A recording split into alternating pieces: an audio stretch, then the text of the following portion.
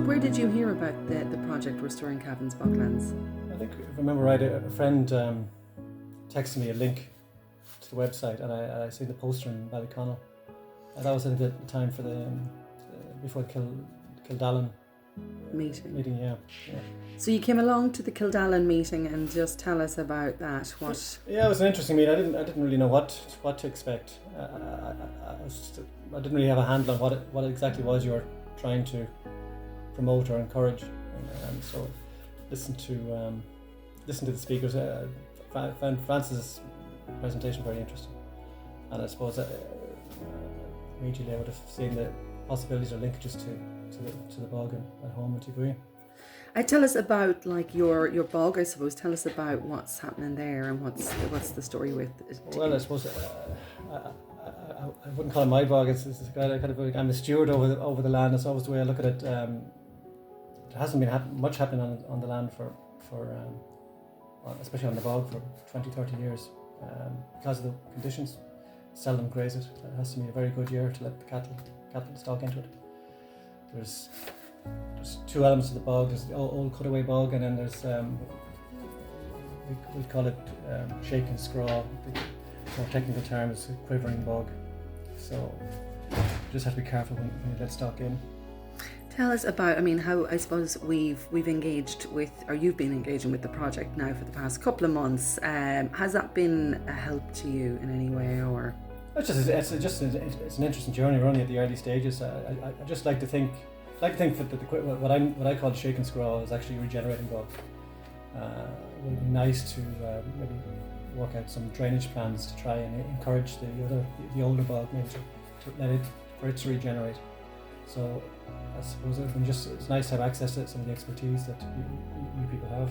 So I suppose like that, a result for us, Patrick, would be to get Francis to do. Oh yeah, I think if he was fit to confirm, we have regenerating bog, and maybe draw up a plan for the rest of the bog, and then ideally from there ecologically work out a plan for maybe curlew, or to try and encourage other endangered species back into the area.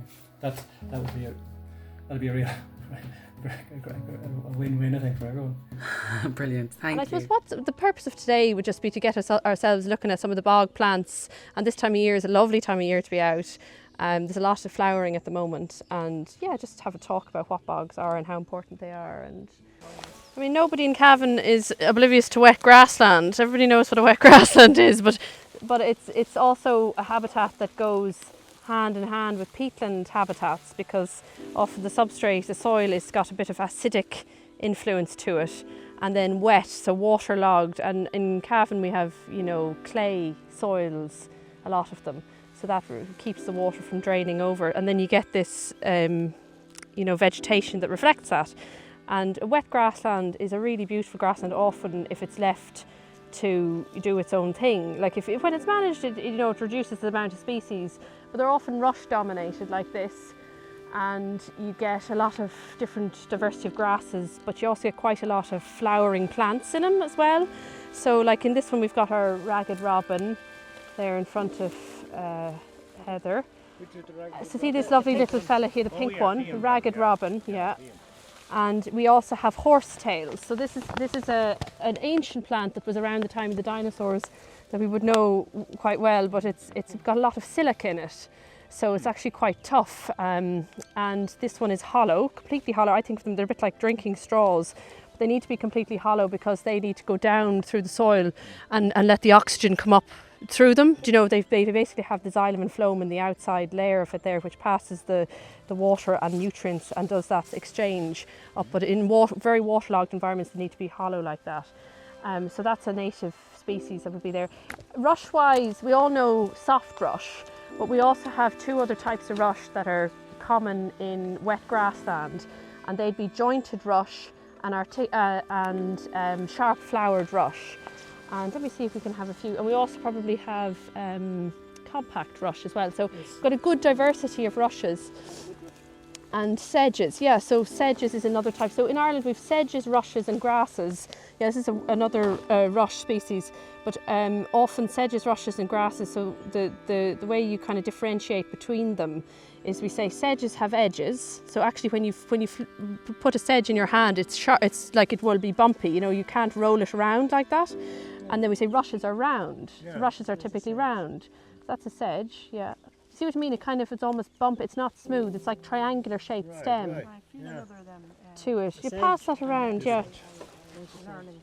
We'll have a look. See, there's another sedge there. Look. It wouldn't be Yeah. immediately apparent now. But it kind of clicks. It clicks in your fingers. We got it sprat, yeah. Sprat. Yeah. But everything's sprat. It's a kind of a Yeah, derogatory yeah. term to any Yes. foot of Yeah. stuff that's growing. And it kind of, it actually is sharp. Like some of them are different now. Some of them be almost more obvious than that Right, one. yeah. But it just clicks in your hand, but it's not rolling smoothly. Whereas a rush will roll smoothly in your hand. And then grasses have nodes, so they actually have little nodes along each stem, and they'll go all the way down. So the sedges have edges and rushes are round, and grasses have nodes right down to the ground. That's what the little poem to remember them. But in a field like this, we'd have great diversity of sedges as well. So in an ordinary agricultural, more improved field, you wouldn't find so many sedges. And sedges are very important for, you know, a lot of our moth species and a lot of other animals and insects rely on sedges as well. Things are here. There's right? so much under Flying us, about. yeah. Just even you moved your feet there a minute ago. Just Yeah, look at them down the The middle. little moths and everything.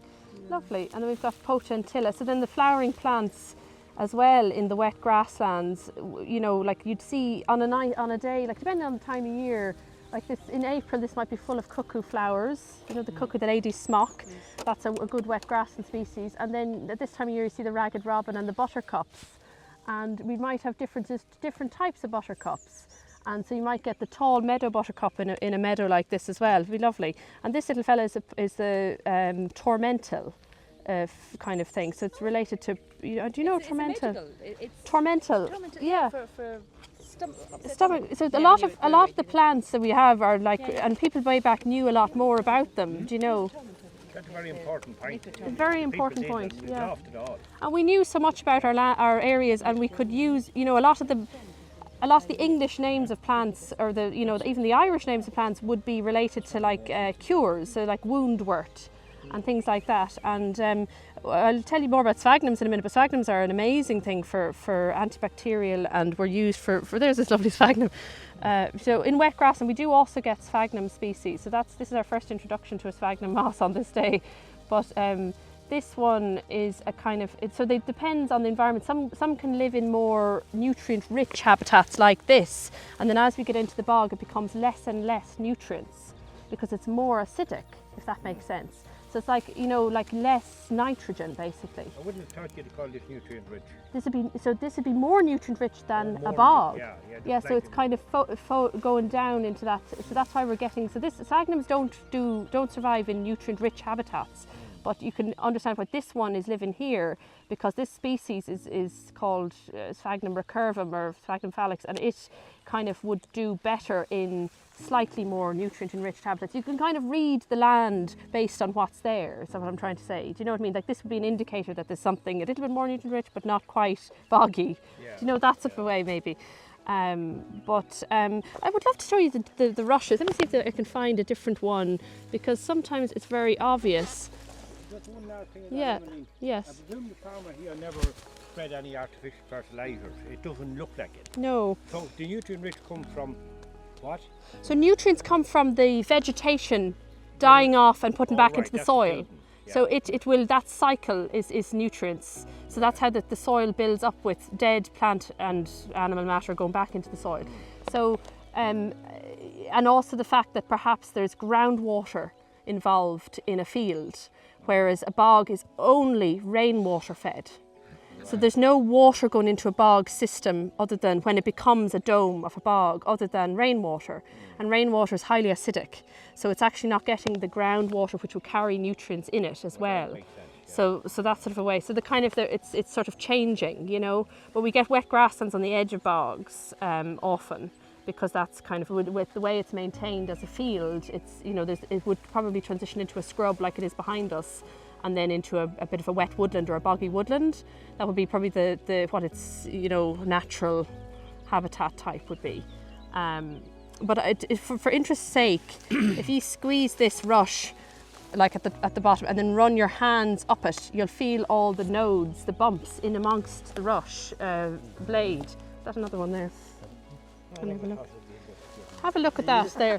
Squeeze, yeah, you can see them, can't you? Have a look at that one. So see that the dark green bit of it there? Yeah. So pinch and then drag your hand up it. Just pull your fingers up it. Do you feel them bump, bump, bump, bump, bump? So that's actually a hollow with little divisions inside it, and you can tell the species of rush based on how close those divisions are together. So that's either going to be, it feels like they're quite close, so then it's probably acutiflorus, which is the sharp flowered rush. But the ordinary rush that you'd know very well is the soft rush, and that has a pith in the middle of it, so a the white pith that you peel open as kids. You know the way I used to do that, and you know, so that's totally different. But they look quite similar unless you see them in flower. Do you know? But I always associate a slightly more diverse habitat holds those type of rushes, the ones with the little sections in them. So it's interesting to see, because these are the ones that farmers would say, you know, you spend years trying to get rid of rushes, but actually sometimes those ones, you know, there could be slightly something different going on, and it's a little bit an indication of a bit more diversity in a field, which is obviously. No nodes in this one. Look at and you see inside it. You see inside it, it's almost like it's totally full of this white pith, which is just no nodes at all in that one. And we have that's juncus, the soft rush. A lot of moth species, their larvae need the grasses, sedges and rushes to feed on. There's actually one. And so that's very important. The Midlands, like Cavan, Fermanagh, Leitrim, are really unique in Ireland on having high nature value, wet grassland habitat that's not been too intensively managed. And we looked at it as, oh, you know, it's poor land, poor fields. You know, people say these things, but actually this is probably one of the last strongholds for a lot of rare species. And a lot of them are watery species, like Heather was saying there with the, you know, with the marsh orchids and the things like that you wouldn't see everywhere.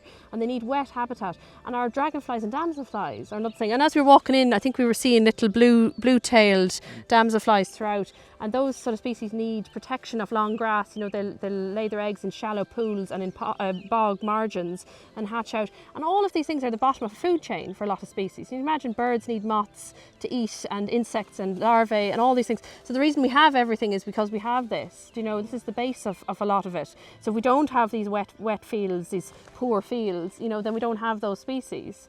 So it's really important to keep these things alive and keep going. But anyway, I wanted to show you this one interesting thing is, you all know buttercups quite well, but this is actually a species of buttercup as well. You can see the long thin leaves. It doesn't have the typical buttercup leaves, and this is Ranunculus flammula, so the water or marsh buttercup, I think it's called. Is it, Heather? Do you know what the English spearwort?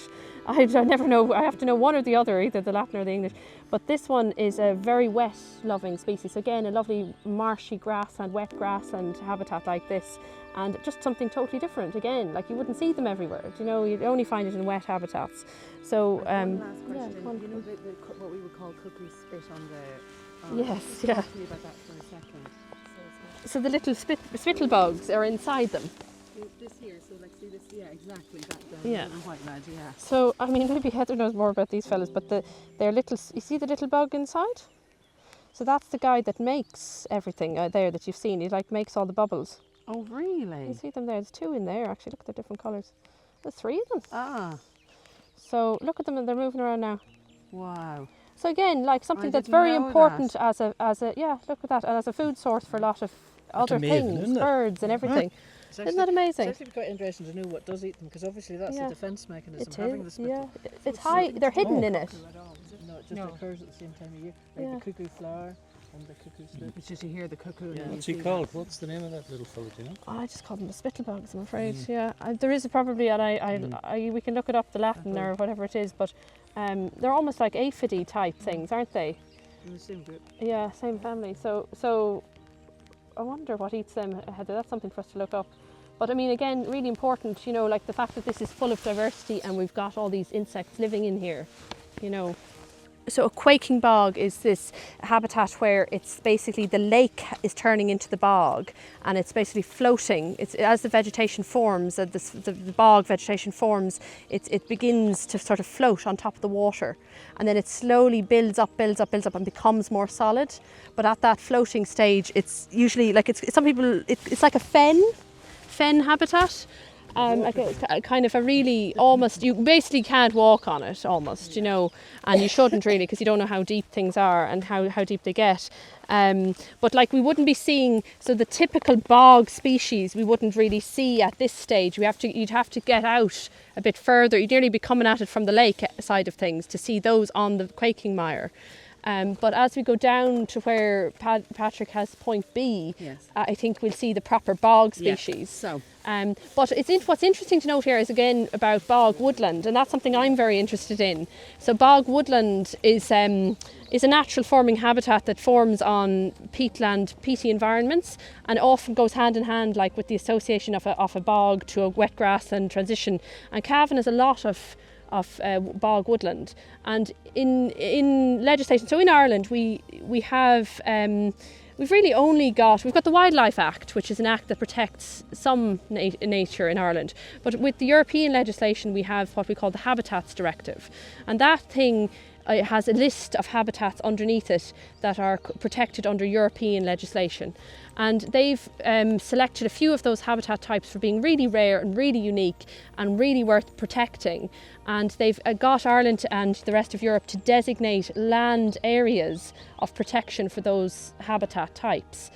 And one of them is blanket bog, one of them is raised bog, one of them is transition or quaking bog, and one of them is bog woodland. So they're all different habitat types that are protected under EU legislation. And the protection is given to these areas that are designated. So if you find habitat that's outside of the designated areas, it could be that it's equal to that or off that, but just hasn't been given the designation of protection. And the reason is that way back they said we need X amount of habitat, of bog habitat, to be protected. So they mapped out X amount, and they said that's enough, that's sufficient enough for us to give that habitat protection. So essentially now then it's our job, I suppose, and the Irish government's job and the National Parks job to try and manage the land that's been designated to make that as good a quality, as high a quality of its natural state as it could possibly be. And unfortunately that's a whole other kettle of fish, because it's hard to sometimes get the land to be managed like it is. So when we come across habitat that's in a really good condition, that's outside of those designated sites, that's a kind of more of a community approach to protection. We need to be speaking up when we find those things and make people aware of that, because the chances are that they really should be included or should be left alone. So that's all I suppose I can say. But it's interesting, and so my job as an ecologist, I go out and I often assess habitat types. Like I say, look, this is meeting the criteria for it to be an annex habitat quality. You know what I'm saying? So like a bog woodland has a lot of sphagnum mosses and different things on it, and you kind of have a sheet that you tick through, and the first stages of a bog woodland are often things like willow and birch forming, like a scrubland forming, and then the other trees the trees will grow up and become more and more mature, and then it'll provide that sort of environment underneath for the other species to grow and form, and eventually it will transition into this bog woodland. But these things take time, and that sort of stuff. So yeah, it's all very interesting, and often what we see is these like kind of fluid environments where we're getting, it's going from grass to a bit of scrubby woodland and then into bog and then back again, and there'll always be hydrology at the underpinning a lot of this, which I know Francis and a lot of other eco-hydrologists would be focused on and understanding that. But let's move on to the other bit of bog and we'll see what we see on the way. But in this field here, like I'd say if I was to do a quadrat in this field or a releve, which is like a little sample of the field, I'd say I'd find, maybe 30 species in a 2 by 2 metre square. So like you wouldn't realise how much is there until you really start looking. Like we've got little forget-me-nots. We've got little mouse ear, we've got like clovers, we've got all sorts of lovely things going on here, all the little buttercups and everything. Karina, did you see that? So we've got so much within a 2 by 2 metre square here. We could probably get 25, 30 species, maybe even more. And we were thinking about bryophytes, so the mosses as well underneath. You know, we're seeing, look at that diversity underneath there. You know, like, what is that? We've got, you know, spear moss. It's got like pointed spear tips to the ends of them. And then that's a different one there. That's a springy turf moss of some sort. So see, it's kind of different, all hairy and springy. And these things are really important for holding the moisture, you know, kind of, that's what you're saying, the nutrients go back into the soil. Mosses will die down and turn into, you know, and turn into soil and start that cycle. And a lot of these plants have associations with fungi, which will also be under the soil. And it's all to do with the soil health and, you know, what it's a balance, isn't it? And a kind of a relationship going on here where all these things are kind of together. You see, there is some livestock here. So There is some nutrients being recycled. Exactly, as well, yeah. They could be grazing from better land sometimes. And birds, I mean, we haven't even touched on birds. Heather was hearing the reed bunting there, but, you know, like a lot of our beautiful species of birds like the curlew and the snipe and different things they feed on insects, and they're ground nesting birds. So way back, you know, fields like this, you would have had snipe and curlew feeding in them and nesting on the bog and coming in, and, you know, that relationship. So, you know, for those species, it's important that we have these habitats left, and they are managed by grazing. So way back we would have had cattle in, and the cattle would graze and keep the, you know, a low number of cattle, but they keep the land in a condition where it's not turning into the woodland. So it allows for that to still be there for those species. And very, very important. So when we recommend management for things like curlew, we say, you know, or even snipe indeed, you'd say like you could have your cattle and you kind of do it, I don't know, maybe a certain period of the year you allow grazing, certain stocking densities, and then you kind of keep the condition of the ground so that you have areas of open sward and areas of high sward, and you kind of want that mosaic and that mix going on, and that improves the biodiversity. Like, look here, we've got a lovely open patch, and then we've got a bit of high patch and another open patch, and then the scrub. So this is actually, there's an awful lot going on here. It's a really, you know, multiple things happening, multiple little micro communities and niches, and all these other insects and plants and birds are all needing these different, I suppose for want of a better word, ecotopes, like we say for the bog. So yeah, very important. So and actually when we go out on the bog, we'll see that the species like the hen harrier, and I've seen hen harrier on Slieve Rushen, and, you know, like there's areas around here that would be, you know, really important for hen harrier. The bog, the Slieve Rushen is probably one of the main spots in this area, but, you know, like that's a ground nesting raptor. So ground nesting species, you know, so it needs to nest in the long heather on bogs. And so, you know, when we have bogs that are intensively managed or heavily grazed, where the heathers aren't grown big enough, there's no space for those birds to nest. And, you know, they're really amazing, most beautiful raptors and native species. The males, like if you've ever seen one, male looks like a big white seagull almost on a bog. You know, and they have multiple females in nests, and they'll chuck them food, and they do these amazing sort of sky dances and all sorts of amazing things that the one bird, you know, and they'll feed on meadow pipits and smaller birds. So we need those to be doing well to keep those doing well. So it's this constant, you know, chains that we can't upset, and we must be kind of protecting. And you're right about farmers. You know, farmers, they are the stewards of the land. They have the land, and if they recognise that it's of a value other than just for farming, and that actually they are the protectors of the nature that we have in Ireland, and, you know, that they can look after it.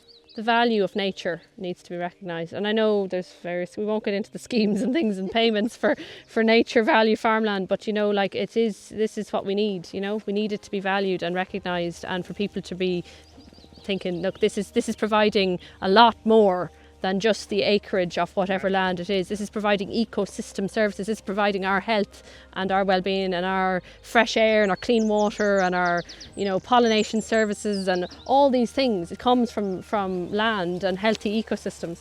And one of our, we were talking earlier about, you know, protected species and habitats, and I'm a great fan of our only protected insect species, the marsh fritillary butterfly, marsh fritillary. So habitats like this, if you get a certain species of plant called the devil's bit scabious, which is a lovely purple flower. I haven't seen it yet, but it's often you get fields like this full of devil's bit scabious. And that species is an Annex 1 EU. It's our only protected insect species, and it's really rare on a global scale. It's not doing well, and it's again relying on habitats with wet, you know, marshy grassland.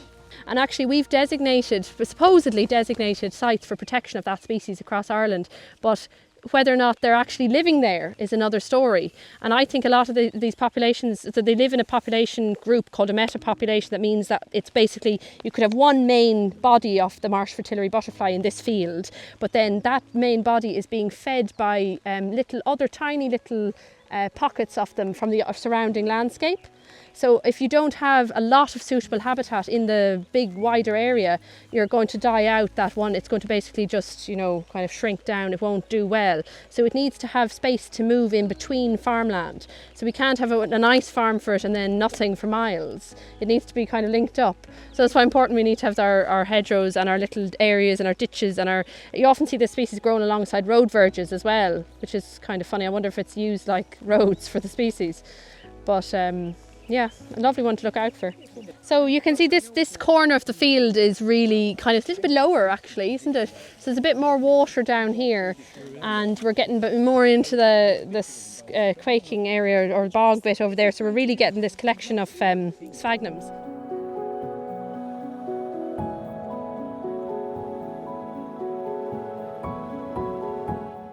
So that's called Pedicularis lousewort.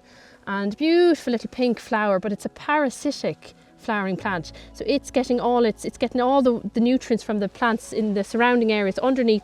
Its root systems latch onto the roots of other plants. Wow. And feeds that way. And you can almost see here it's kind of cleared almost. Like look over there, it's all high, and then over here it's kind of getting a bit lower, and it's allowing the sphagnums to kind of take over a bit more. And then this little fella here is the star sedge. Isn't that pretty? So little star-shaped sedge there. And Heather was saying that there's a species of moth, we must ask her which one, but it feeds on the larvae feed on the star sedge, and the adults will particularly love feeding on the nectar in this species. And a lot of our bees do that as well. So I'll just point out this little one here. That's the little fruit coming. Look at that. And can you eat them, Emily? Yeah, so they're high in antioxidants. Basically blueberries, Irish blueberries. Wow. And that's another. Look, there's two. Oh wow, yes. So bilberry, Vaccinium myrtillus. So that's a lichen. That's one of our bog lichens. Cladonia portentosa, the reindeer lichen.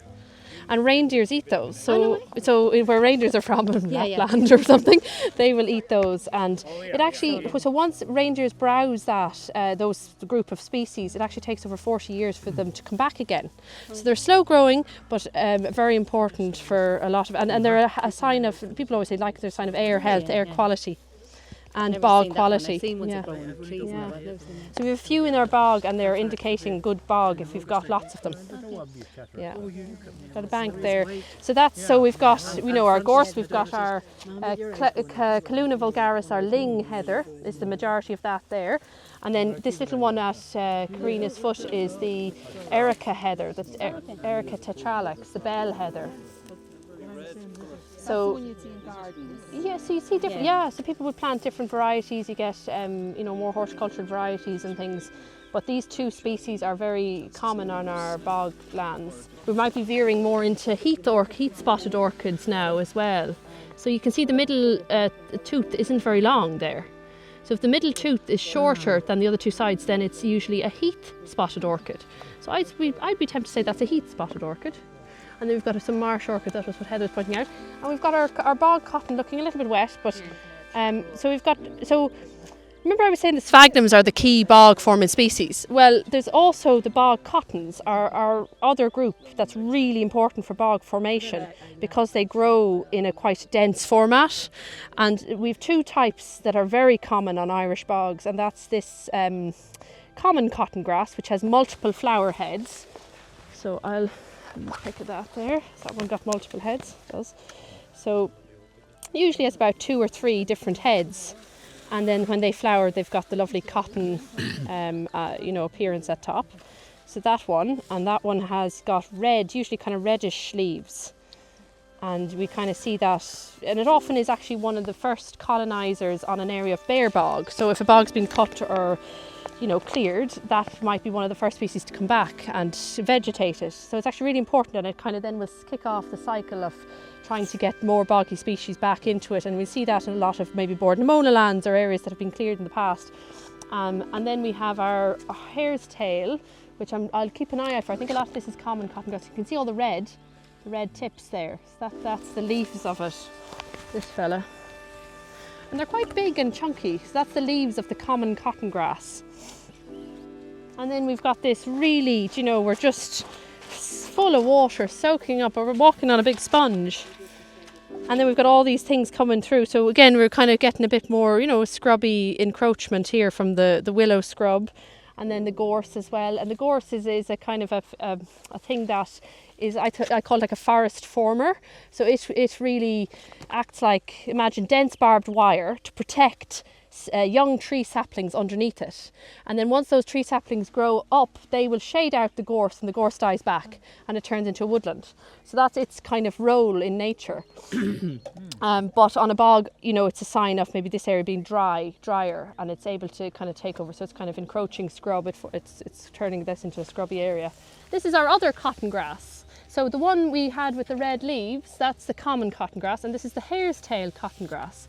So the hare's tail, look at the difference of the leaves. The leaves of the hare's tail are almost like needles. They're thin, tiny little wiry, and they're actually in-rolled. So if you look at that under a lens, it's almost like it's rolled round into this tight little spiral.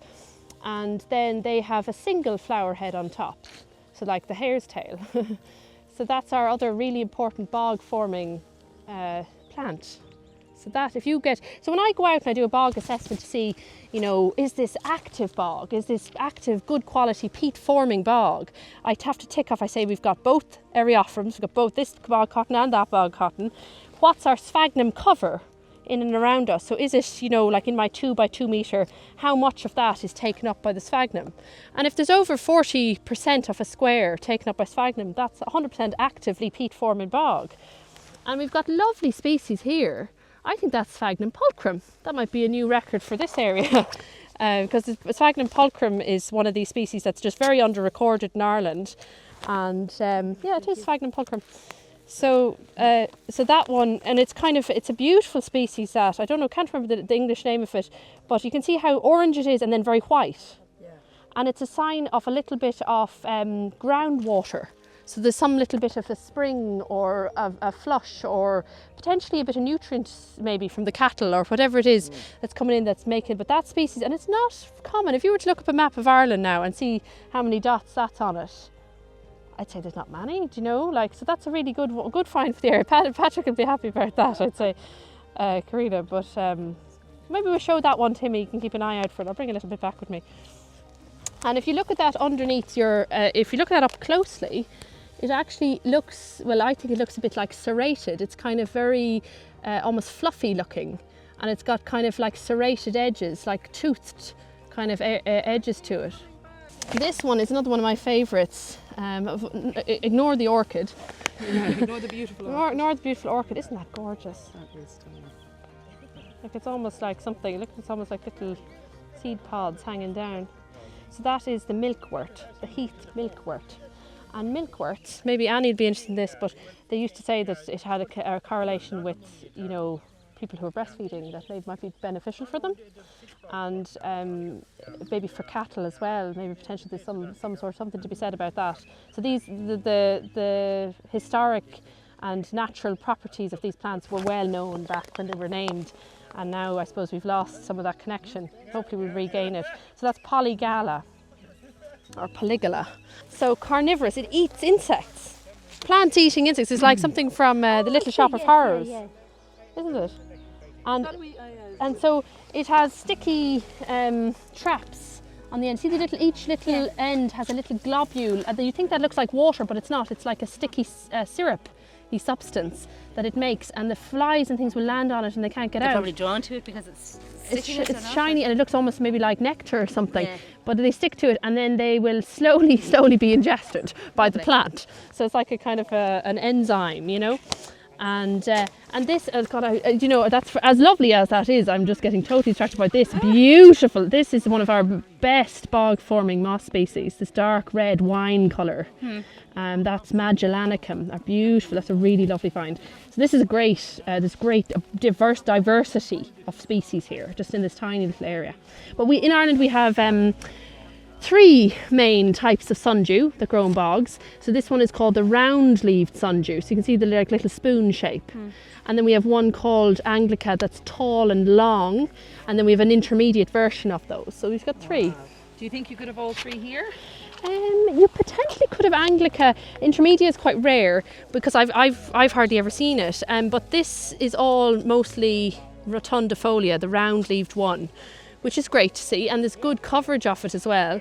And on our annex assessment, we'd be counting sundew as a really great positive indicator species for annex quality bog. So it means that I suppose there's enough of the species for it to meet the condition required to be of good quality to be included into. So that's what usually we assess for. It's like, you know, you're kind of seeing, does it meet the condition that it would be of the quality that is already protected, you know. So you usually also could, like, it's not necessarily to do with about a tiny area, it's to do with a unit. So you're also trying to think about, is this a functional unit? So it's a big area of land that's itself, you know, functional as a bog. So there's a lot going on here with scrub and stuff as well that would be, I suppose, a negative towards the functionality of this being just a bog. Have you smelled bog myrtle? Oh, it's absolutely gorgeous. Crush a bit of that and smell it. Oh my God, I have smelled And you smell a bit of that, you know, bog myrtle. Oh, it's amazing. You can bottle it. It's like a rosemary. Yeah, it is, isn't it? Oh, it's lovely. Isn't that lovely? And that, sorry, maybe you're yeah. about to say, is that used for fly repellent or something? So it's got also again antimicrobial properties. You've got a wee bit on your face there, Good, I'll leave it Paddy. there. Yeah, you'll smell amazing. But this whole area, so bog myrtle is often associated with water movement. So when you see it like this in such a lot of it, there's this water movement throughout the substrate here, and actually underneath it we've got bog bean. Which again, I would advise, if you see bog bean, don't really walk on it. It's usually floating. But like this area is a bit drier here. But you see this guy here, it's a 3-leaved, I'll pick a bit because it's easier to see. But it's a big 3-leaved, almost like clovery type looking, but massive. And quite an aquatic species. Beautiful white flower, grows in bog pool habitats and on very wet areas. Looking at it, you think it needed nutrient to grow. Wouldn't you? And it's almost plush and kind of spongy, almost like cactusy vibe. You know, it's got a bit of heft sort of to it or something. A bog myrtle is brilliant for caterpillars, for spinning beautiful cocoons at the top of the leaves. And we have a species in Ireland that's it's called the argent and sable moth. So that's all one word almost. And it's a day-flying moth species. And in the north of Ireland, they have a list of, they call them priority species in the north. So they kind of warrant a little bit more protection in the north. And that's on that list. And it's a really beautiful thing. We've also got our lovely, this is about to flower. I was wondering would it be flowering today when we were out, but our bog asphodel. So this little guy here, and it's maybe not amazing to look at immediately, but in another month or so, this will be a beautiful bright orange, almost like a highlighter orange flower. And it's very strongly associated with bogs, and they have this sort of almost looks like little kind of reedy kind of growth, like almost like bulrushy looking kind of thing. And see almost the colour of that. See that there? That's the leaves, but almost the highlighter colour will come out in the flower. And that one, bog asphodel, was associated in the oldest, farmers would say, oh, they're the bone breaker. That flower is the bone breaker because it was associated with brittle bones in sheep. But that was because maybe the sheep were being grazed on land where there wasn't much calcium. And so they weren't actually, but yet I suppose that was an indicator of land that had low calcium. So that was why maybe the sheep, or maybe it was uneven land, but that's what they used to think, that if sheep were eating that, they would get brittle bones. But it's a beautiful flower, and in another month or so this whole area will just be covered in orange spikes. Really, bogs are very diverse, and I think that's what people maybe don't realise when they're out. You know, they associate it with this sort of dead or brown or, you know, not a lot of going on. But look how much is going on, and these species are not found everywhere, and they're really unique. And yeah, they need this environment to survive. And this one, this wine coloured one, is our, like, one of our best bog forming species. So that one is a big tick on the list, checklist, and it's a wine colour, big chunky, and it's called Magellanicum. So you think of like the magic moss, but that one is amazing, and it holds an awful lot of water, and it's just really good peat forming species. I'll put a little asterisk there in that the area we're standing in is relatively small. And there's a lot going on, there's a lot of scrub, there's a lot of encroachment of scrub, so there'd be a lot of indicators that the habitat is under pressure. So it's not growing as I would say that this bog isn't going to suddenly grow and expand and turn into a wider area of bog. I think it's turning more into a scrub or bog woodland, to be honest with you, which is itself an annexed habitat, as we were talking earlier. It's itself a very valuable habitat, but this patch that we're standing in is probably it's a lot wetter, so we're getting, our trees are struggling to maybe come in at it, and we're getting more bog myrtle species, and it's drying out around the edges basically. But it would be a small patch of Annex 1 habitat here. Yeah, maybe you've heard some of these bogs grow at about 1 millimetre a year. 1 millimetre, so that's how slow it is. And raised bogs in Ireland can go up to maybe 12 to 15 metres deep. So we're talking about 12 to 15,000 years of growth, and they form in lakes, infilled lakes. So that's why you get that really deep peat, and that's what was the focus for a lot of the turf production. And whether it was local or it was commercial, that was usually what was focused on. And then the blanket bogs form over higher altitudes, a mountainy area terrain, difficult to get to. People didn't really cut them as much. They were difficult to get to, and they also usually tend to have maybe 2 metres of peat on average, so a lot less depth. And I think that also comes back to the amount of time. Just like with coal forms over millions of years, so the longer the peat is sitting there, so the longer it's the way back. If you were to get way down to the stuff that was from 10,000 years ago, or whatever, that's going to be the really compacted carbon source. So it's like limes, like the way things form, it's a process. And then the more recent one would be more of the living material, the plant material, that'd be quicker to burn and would be. So the bog has a living layer and then an unliving layer in the video. So the acrotelm and the catotelm is what they're called. And the living layer is everything on top. And then, you can imagine it also gradiates down into the dead layer, the compact carbon layer. So the one towards the surface will be newer and have a less carbon quantity, and then it'll kind of get darker and darker. So if we were to gradiate it out, that's probably what we'd see, and that's why they would get to the darker material would be the indicative of it being there for longer and being more compact and densely carbonated.